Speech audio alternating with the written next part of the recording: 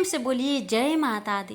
प्यारे भक्तों, आज चैत्र नवरात्रि के छठे दिन आप सभी रसपान करेंगे माँ कात्यायनी की व्रत कथा। माता रानी की कृपा आप सभी भक्तों पर सदा सर्वदा बनी रहे। रसपान करते हैं माँ कात्यायनी की व्रत कथा।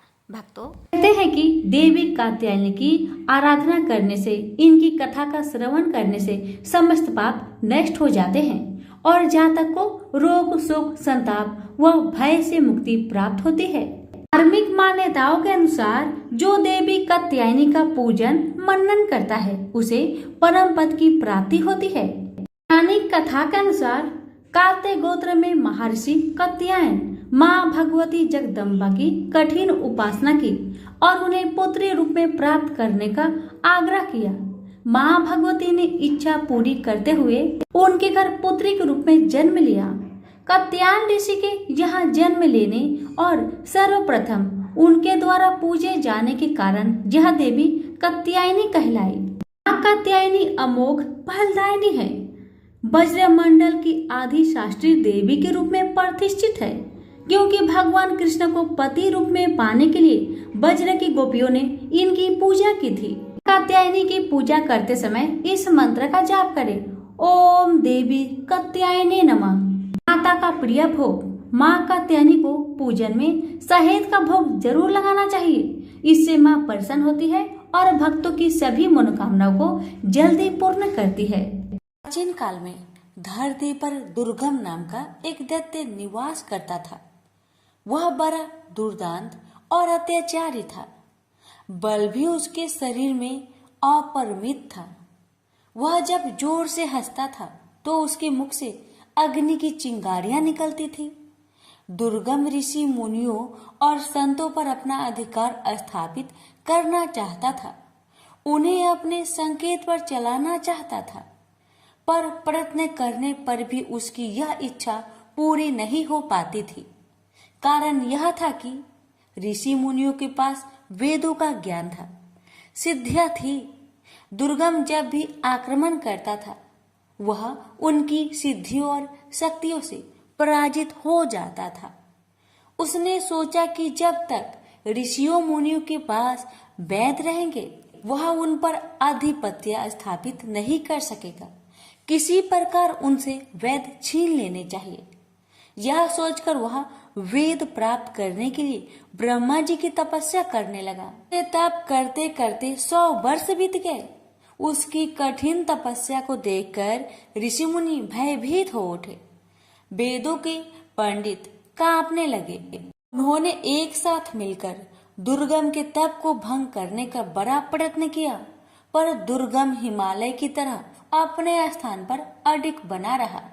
दुर्गम ने अविचलित रूप से 1000 वर्षों तक तप किया। आखिर ब्रह्मा जी का आसन हिला। उन्होंने प्रकट होकर दुर्गम से कहा, वत्स, मैं तुम्हारी तपस्या से प्रसन्न हूँ, बोलो तुम्हें क्या चाहिए। दुर्गम ने ब्रह्मा जी को प्रणाम करते हुए कहा, भगवान, यदि आप मेरी तपस्या से प्रसन्न हैं तो मुझे वेद चाहिए। ब्रह्मा जी वरदान देकर चले गए। वेद दुर्गम के पास आ गए। ऋषि मुनि वेद ज्ञान से वंचित हो गए। उनकी सिद्धियां और शक्तियां लुप्त हो गई। यज्ञ बंद हो गए। यज्ञों में दी जाने वाली हवियां भी बंद हो गई। हवियों से परिपुष्ट होने वाले देवता निर्बल हो गए। दुर्गम ने देवलोक पर आक्रमण करके सहज ही उसे अपने अधिकार में ले लिया। देवता देवलोक छोड़कर भाग गए। उधर धरती पर पानी न बरसने के कारण अकाल पड़ गया।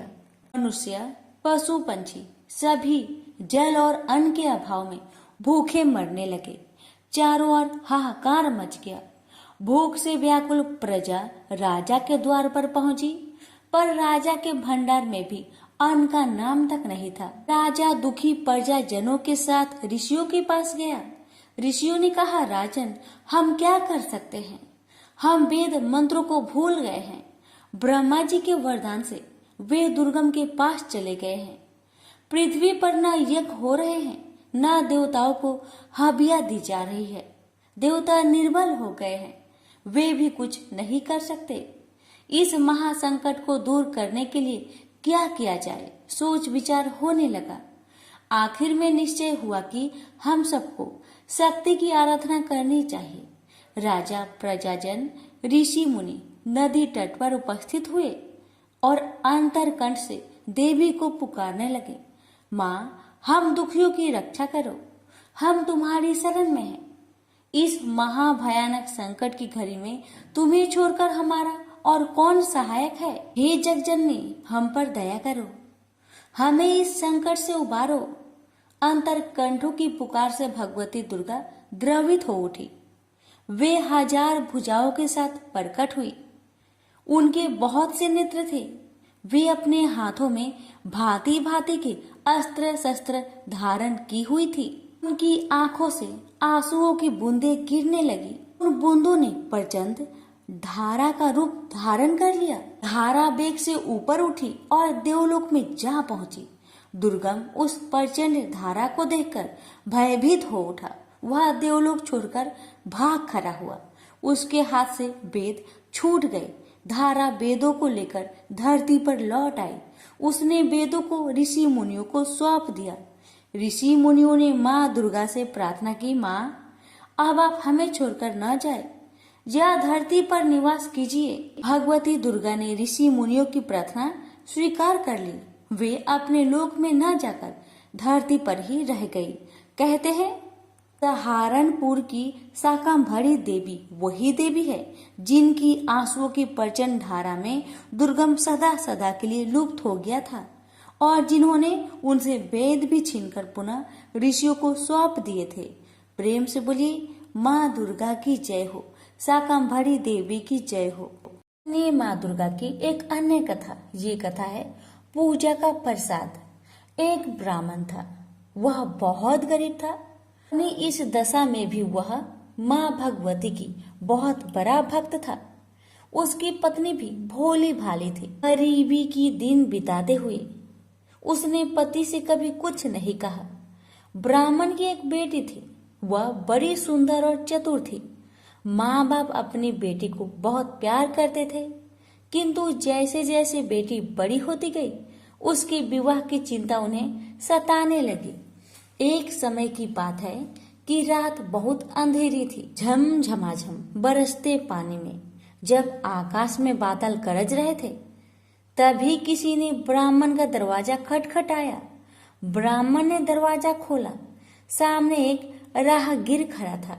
उसने कहा, मैं पास की ही गांव में रहने वाला ब्राह्मण हूँ, रिश्तेदारी में जा रहा हूँ। रास्ते में दिन ढल गया है, बरसात शुरू हो गई है। बड़ी कठिनाई से यहाँ तक आ सका हूँ। ब्राह्मण ने कहा, अतिथि के रूप में आप मेरे लिए पूज्य हैं। घर में जो कुछ रूखा सूखा है उसे खाकर संतोष करें। अतिथि ब्राह्मण सत्कार से बहुत प्रसन्न हुआ। बातों बातों में उसे ब्राह्मण की गरीबी और बेटी के विवाह की चिंता की भनक पड़ गई। उसने ब्राह्मण से कहा, आप चिंता ना करें, मेरे गांव में ब्राह्मण का ही एक सुशील लड़का है। मैं आपकी बेटी के हाथ पीले करवाने की जिम्मेदारी उठाता हूँ। दूसरे दिन वह ब्राह्मण चला गया। उसी के प्रयत्न से ब्राह्मण की पुत्री का विवाह हो गया। मगर एक इच्छा और रह गई।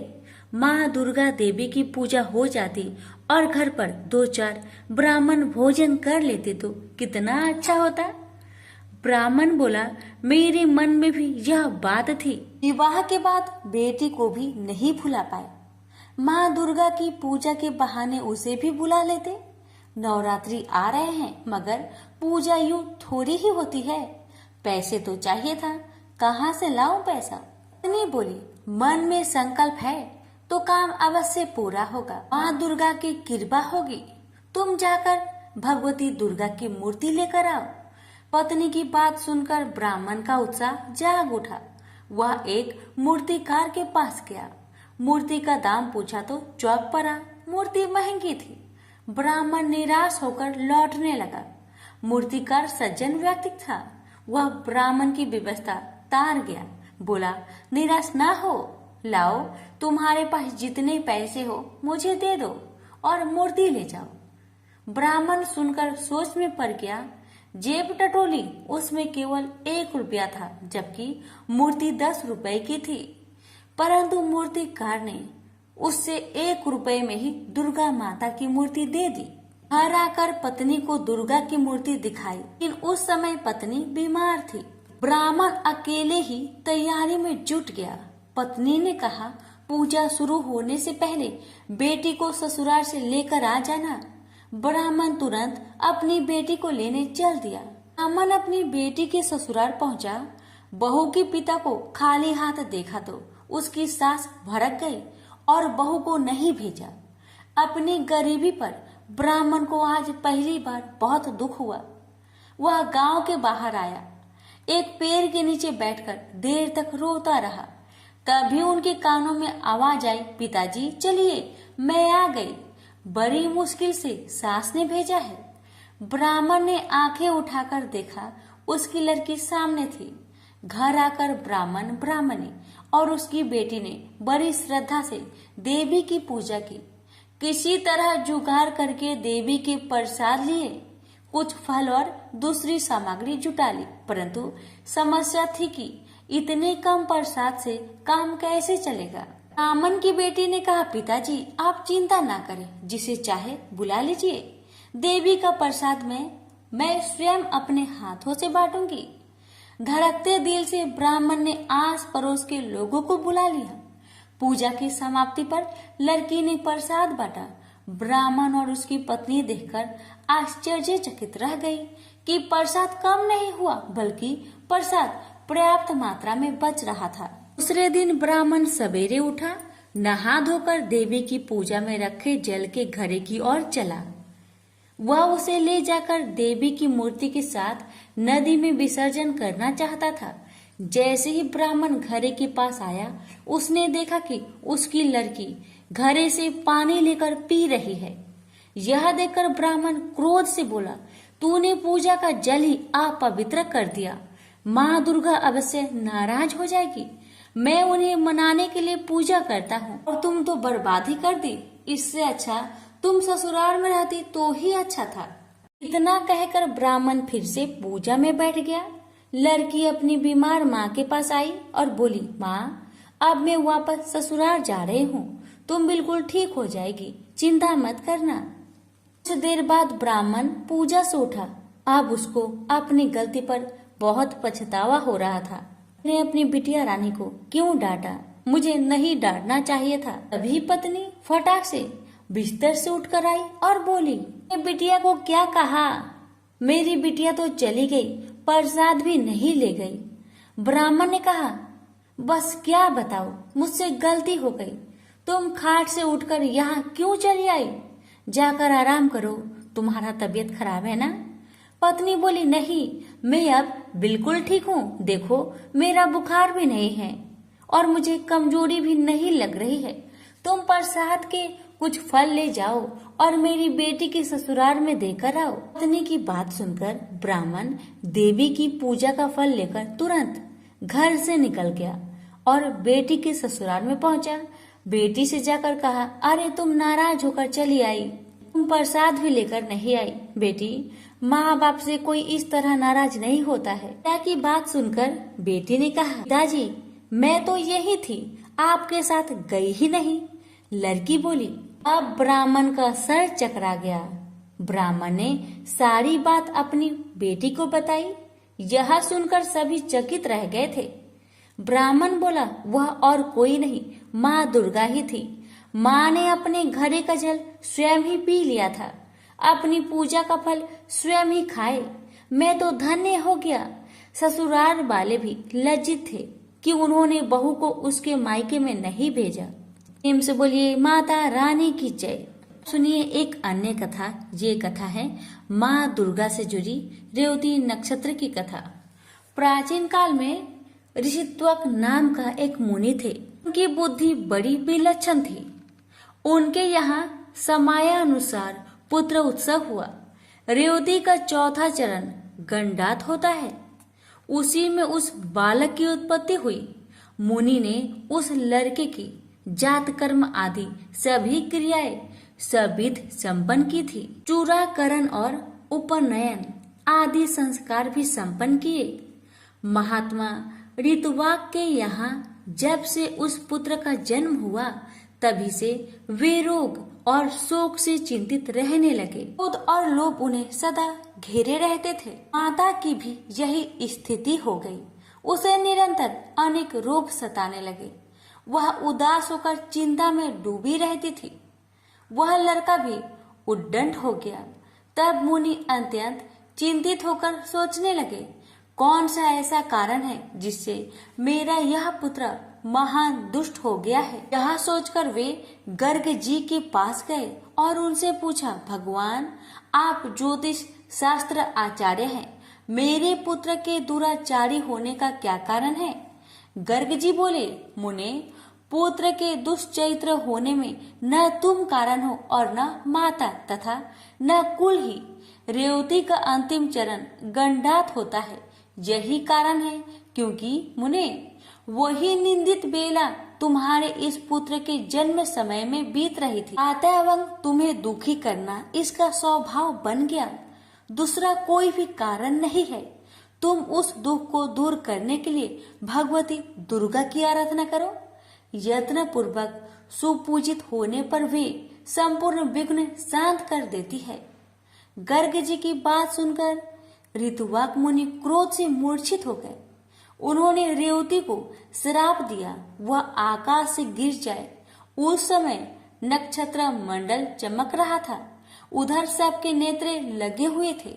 इतने में ही मुनि के श्राप से रेवती नक्षत्र आकाश से टूटकर उदगिरी पर आ पड़ा। रेवती की गिरने से वह पर्वत रेवतरु नाम से प्रसिद्ध हो गया। तब से उस पर्वत की शोभा और भी अधिक बढ़ गई।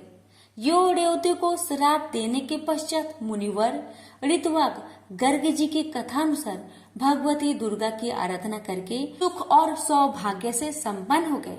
रेवती नक्षत्र का जो तेज पर्वत पर गिरा, उससे एक कन्या उत्पन्न हो गई।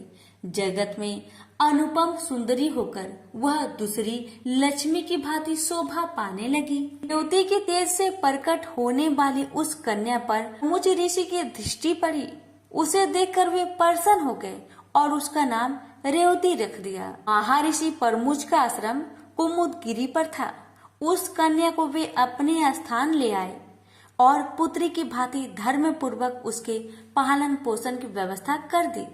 जब कुछ समय बाद वह सुंदर कन्या युवती हो गई, तब उसे देखकर कौन इसके योग्य वर होगा, ये मुनि विचार करने लगे। बहुत खोजबीन करने पर भी उस कन्या के अनुरूप वर पाने में उन्हें सफलता न मिल सकी। तब वे अग्निशाल में जाकर अग्निदेव की उपासना करने लगे।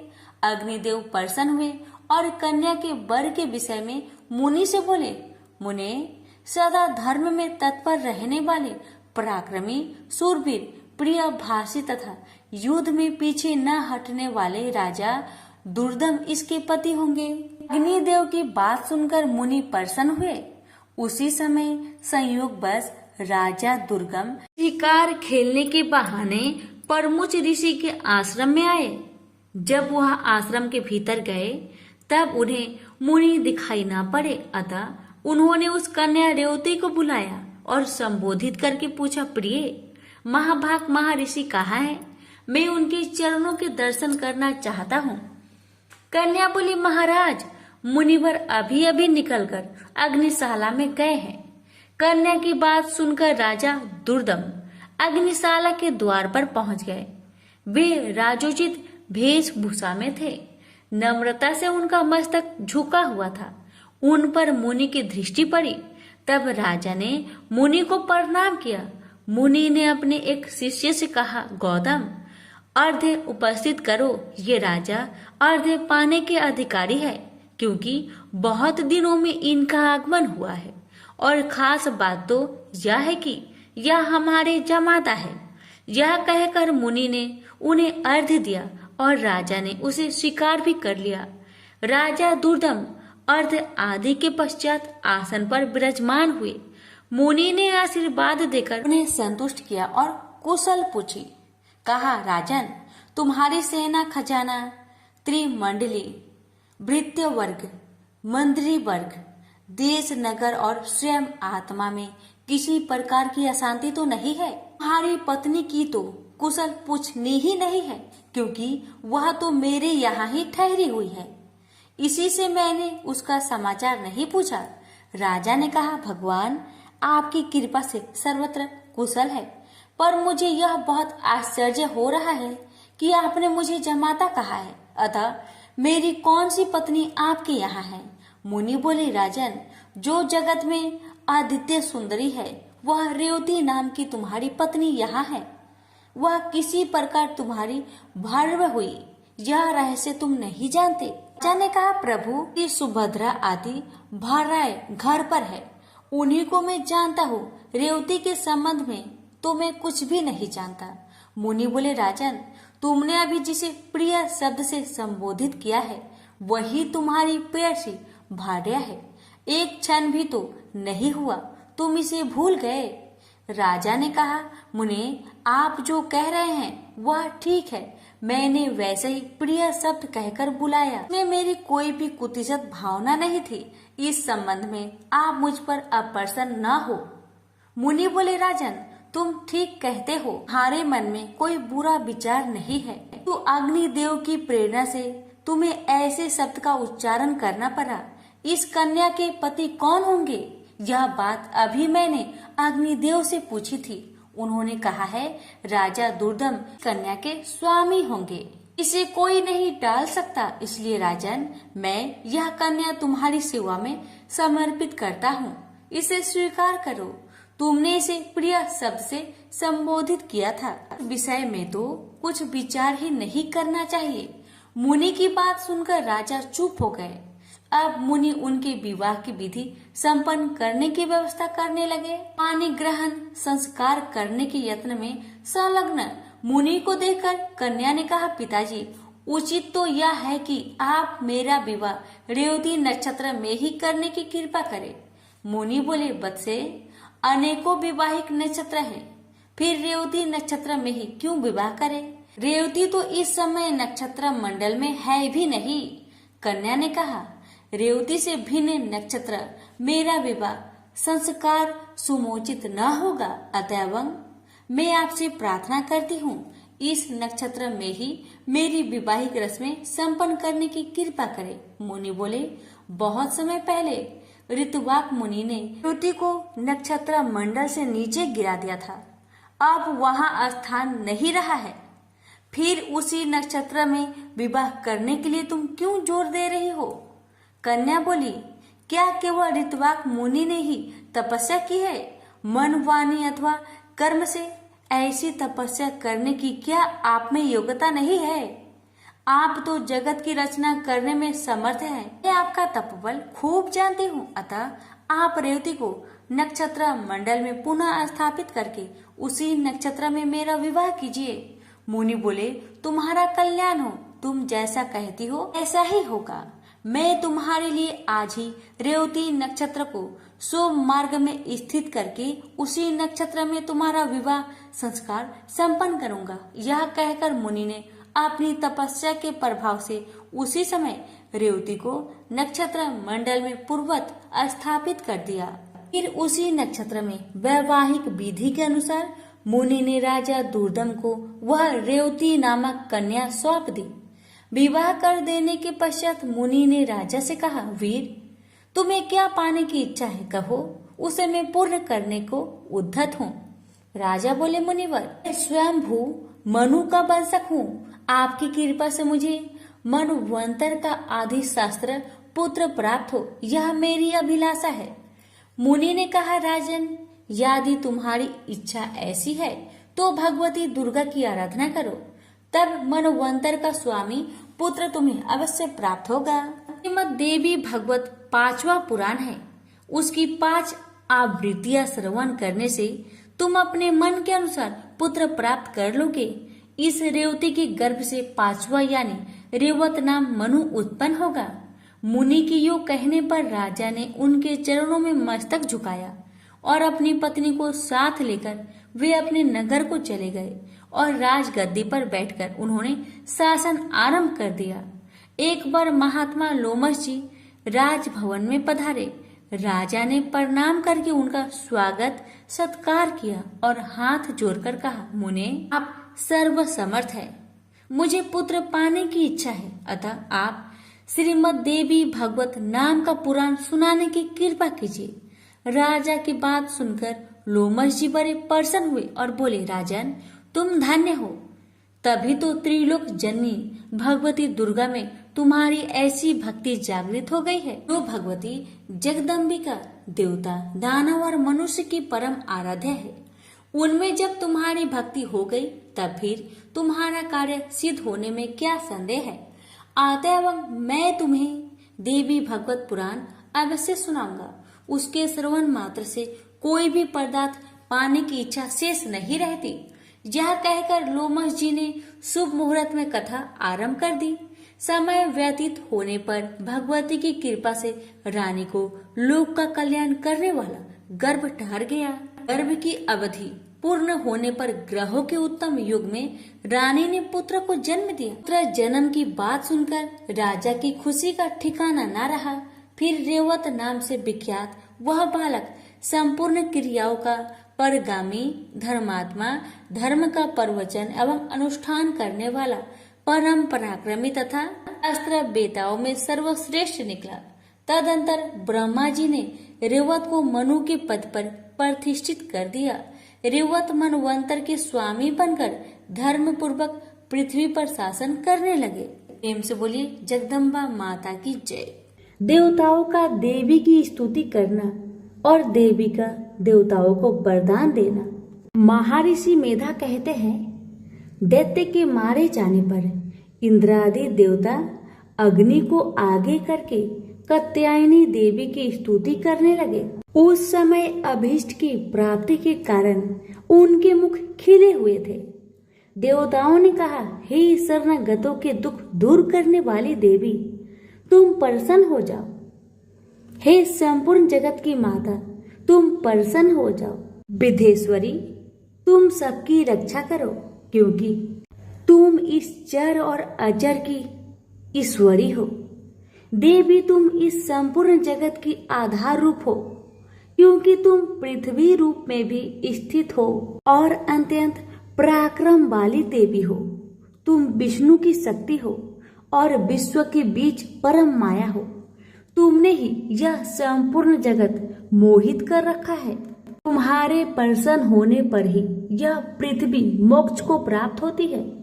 हे देवी, संपूर्ण विद्याएं तुम्हारी ही भिन्न भिन्न स्वरूप है। इस जगत में जितनी स्त्रियां हैं वह सब तुम्हारी ही मूर्तियां हैं। एकमात्र तुमने ही इस जगत को व्याप्त रखा है। तुम्हारी स्तुति किस प्रकार हो सकती है, क्योंकि तुम परम बुद्धि रूप हो और संपूर्ण प्राणी रूप स्वर्ग और मुक्ति को देने वाली हो। अतः इस रूप में तुम्हारी स्तुति की गई है। तुम्हारी स्तुति के लिए इससे बढ़कर और युक्तियां क्या हो सकती है। संपूर्ण जनों के हृदय में बुद्धि रूप होकर निवास करने वाली स्वर्ग तथा मोक्ष प्रदान करने वाली नारायणी देवी, तुमको नमस्कार है। काला काष्ठा आदि रूप से अवस्था परिवर्तन की और ले जाने वाली तथा प्राणियों का अंत करने वाली नारायणी, तुमको नमस्कार है। हे नारायणी, संपूर्ण मंगलों के मंगल रूप वाली, हे शिवे, हे संपूर्ण प्रयोजनों को सिद्ध करने वाली, हे शरणागत वत्सला, तीन नेत्रों वाली गौरी, तुमको नमस्कार है। सृष्टि स्थिति तथा संहार की शक्ति भूता सनातनी देवी, गुणों का आधार यथा सर्व सुखमयी नारायणी, तुमको नमस्कार है। हे शरण में आए हुए शरणागतों, दीन दुखियों की रक्षा में तत्पर संपूर्ण पीड़ाओं को हरने वाली, हे नारायणी, तुमको नमस्कार है। नारायणी, तुम ब्राह्मणी का रूप धारण करके हंसों से जुटे हुए विमान पर बैठती हो तथा कुशा अभिमंत्रित जल छिड़कती रहती हो, तुम्हें नमस्कार है। महेश्वरी रूप से त्रिशूल, चंद्रमा और सर्पों को धारण करने वाली, हे महावृषभ वाहन वाली नारायणी, तुम्हें नमस्कार है। मोरों तथा कुकटों से घिरी रहने वाली, महाशक्ति को धारण करने वाली, कौमारी रूप धारिणी, निष्पाप नारायणी, तुम्हें नमस्कार है। शंख चक्र गदा और शंख धनुष रूपा आयुधों को धारण करने वाली, वैष्णवी शक्ति रूप नारायणी, तुम हम पर प्रसन्न हो, तुम्हें नमस्कार है। दांतों से पृथ्वी धारण करने वाली, वरा रूपिणी, कल्याणमयी नारायणी, तुम्हें नमस्कार है। उग्र नरसिंह रूप दैत्यों को मारने वाली, त्रिभुवन की रक्षा में संलग्न रहने वाली नारायणी, तुम्हें नमस्कार है। मस्तक पर किरीट और हाथों में महावज्र धारण करने वाली, सहस्त्र नेत्रों के कारण उज्ज्वल वृतासुर के प्राण हरने वाली ऐन्द्री, हे नारायणी, तुम्हें नमस्कार है।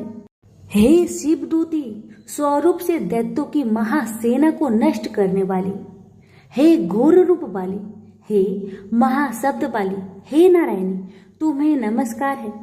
दांतों के कारण विकराल मुख वाली, मुंड माला से विभूषित मुंड मर्दिनी, चामुंडा रूपा नारायणी, तुम्हें नमस्कार है। लक्ष्मी, लज्जा, महाविद्या, श्रद्धा, पुष्टि, स्वाधा, ध्रुवा, महारात्रि तथा महाविद्या रूप नारायणी, तुमको नमस्कार है। मेधा सरस्वती, सर्वोत्कृष्ट ऐश्वर्य रूपिणी, बाबड़ी, तामसी, नियंता तथा ईशा रूपिणी नारायणी, तुम्हें नमस्कार है। सर्व स्वरूप, सर्वेश्वरी, सर्वशक्ति युक्त हे देवी, हमारी भय से रक्षा करो, तुम्हें नमस्कार है। हे कात्यायनी, तीनों नेत्रों से भूषित यह तेरा सौम्य मुख सब तरह के डरों से हमारी रक्षा करे, तुम्हें नमस्कार है। हे भद्रकाली, ज्वालाओं के समान भयंकर, अति उग्र और संपूर्ण असुरों को नष्ट करने वाला तुम्हारा त्रिशूल हमें भयों से बचाए, तुमको नमस्कार है। हे देवी, जो आपने शब्द से इस जगत को पूरित करके दैत्य की तेज को नष्ट करता है, वह आपका घंटा इस प्रकार हमारी रक्षा करे जैसे कि माता अपने पुत्र की रक्षा करती है। हे चंडिके, असुरों के रक्त और चर्बी से लथपथ जो आपकी तलवार है, वह हमारा मंगल करे, हम तुमको नमस्कार करते हैं। हे देवी, तुम जब प्रसन्न होती हो, संपूर्ण रोगों को नष्ट कर देती हो, और जब रुष्ट हो जाती हो तो संपूर्ण वांछित कामनाओं को नष्ट कर देती हो। जो मनुष्य तुम्हारी शरण में आते हैं, उन पर कभी विपत्ति नहीं आती, बल्कि तुम्हारी शरण में गए हुए मनुष्य दूसरों को आश्रय देने योग्य हो जाते हैं। अनेक रूप से बहुत प्रकार की मूर्तियों को धारण करके दुष्ट धर्मद्रोही असुरों का तुमने संहार किया, वह तुम्हारे सिवा और कौन कर सकता है माता।